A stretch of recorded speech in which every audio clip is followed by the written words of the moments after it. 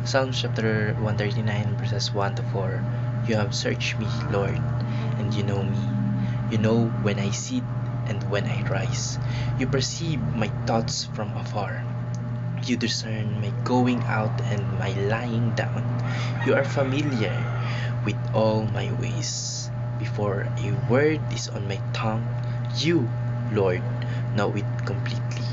Magandang araw at tatalakayan po natin ngayong araw sa ating daily devotion ay ang incommunicable attributes. At ang una pong katuruan na natutuhan ko ngayong araw kay Pastor Russell Ocampo ay omniscience, God is all-knowing. Pinapakita po sa verses na ating nabanggit na alam ni God lahat ng tungkol po sa atin. Kung kailan po tayo uupo o kailan tayo tatayo at kung ano po yung iniisip natin kahit hindi pa natin sinasabi. Kaya nga po hindi tayo makapagtago sa ating Panginoong Diyos. Kung gagawa tayo ng kasalanan, alam niya lahat ng kasalanan na nagagawa natin at magagawa pa lang natin. Hindi niya lang alam yung ginagawa natin, pati yung mga motibo at iniisip natin, yung mga nilalaman ng puso't isipan natin habang ginagawa natin yung certain things that we're doing. Kaya ibig sabihin po, walang sekreto po kay Lord. Alam niya po lahat ng buong pagkatao natin, lahat ng ginagawa natin, lahat ng iniisip natin, at lahat ng nasa puso natin. Kaya kapag magsiserve po tayo kay Lord, ito po yung personal learning ko na kapag mag-serve tayo kay Lord, dapat buong puso. Yung nasa puso talaga natin na yung ating goal ay to glorify Him, not to praise by other people, not to gain their tawag dito, praises, but for the glory of God. Kasi nga po kapag nagtatrabaho tayo para sa mga ating o para sa mga tao, nakukuha na natin yung tawag dito, yung biyaya o yung grace, kasi nga po doon parang sa pagpupuri ng mga tao sa ating mga sariling gawa ay parang nakukuha na natin yung bunga ng ating mga pinaghirapan. Pero kapag yung ating o yung nilalaman ng ating puso sa ating mga ginagawa ay to glorify our Lord, doon po natin makukuha yung ating reward kapag sa ano nga ba yun, sa white judgment of white throne, basta ganun. Kasi nga po nililista po lahat ng good doings natin, and kapag nananampalataya tayo ay lahat yun, yung reward for those things that we did to glorify our Lord is mag-a-add, magsasum, and yun ay makukuha rin natin. Pero hindi ko sinasabi na we will be saved through works.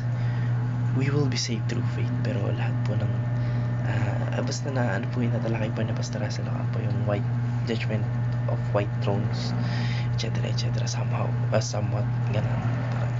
Medyo napalayo na tayo sa ating ating topic, which is the omniscient. Pero ayan, mabalik tayo. Ang natutuhan ko naman po sa pangalawang katuruan ni Pastor Russell Ocampo ay omnipresence. God is present everywhere. Kahit saan po tayo magpunta, kahit sa kadiliman o kalayuan, kahit sa sulok po ng mundo, kahit after death, tayo po ay sinasamahan ng ating Panginoong Diyos. Nandoon po si God, makikita rin natin na palagi siyang aware sa bawat galaw natin.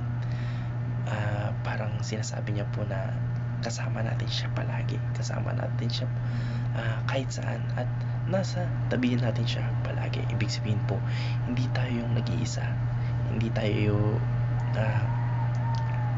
no man is an island, kasi nga po kahit saan nandun po si Lord. Ang natutuhan ko lang po sa pangatlong katuruan ni Pastor Russell Ocampo ay omnipotence, God is all powerful.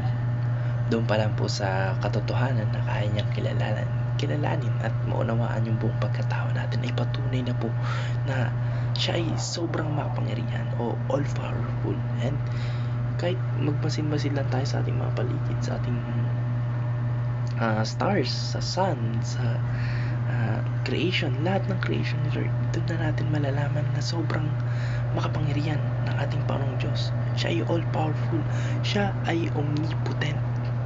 Kaya wala pong ibang being na kayang basahin ang isip ng tao at malaman po yung sinasabi bago pa ito mabigkas, kundi ang ating Panginoon Diyos lang yung makagawa nun. And the fact na tawag dito, nalalaman niya na yung gagawin natin, yung tawag dito, yung mga future na kasalanan natin, and mapapatawad natin, mag-create ng sobrang daming universe, billions of universe, stars and planets. Grabe, ganun makapangyarihan ang ating Panginoon Diyos. Kaya minsan kung mayroon mang bumabother sa ating mga isipan na kagaya nung tawag dito, kung nag-i-exist ba sa parehas na timeline ng ating Panginoon Diyos sa atin, ay isipin po natin na ang ating Panginoon Diyos ay omnipotent. Siya po ay makapangyarihan na hindi na sakop ng ating panguunawa, yung ganung kapangyarihan. Kaya nga po siya ay Diyos. Kaya yun lang po. Maraming salamat and God bless. Amen.